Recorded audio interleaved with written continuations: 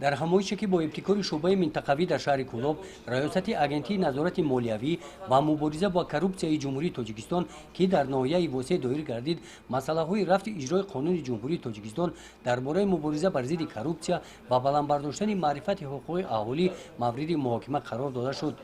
зикр карда шуд ки зарурияти доир намудани ин гуна чорабиниҳо пешгирии кирдорҳои коррупсионӣ мебошад, зеро коррупсия рушди босуботи иқтисодиву иҷтимоии кишварро халалдор намуда боиси нигаронии шаҳрвандон шудааст.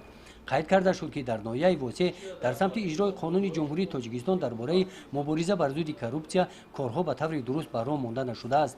ҳамин аст ки дар натиҷаи санҷишҳо нисбати 14-15 нафар хизматчиёни давлатӣ парвандаҳои маъмурӣ боз карда шуданд.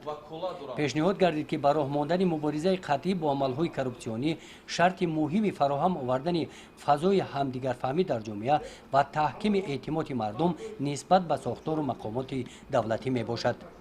гузориши хоҷа Назриев, Худойназар Зуҳуров аз ноҳияи восеъ барои барномаи иттилоотии Навид.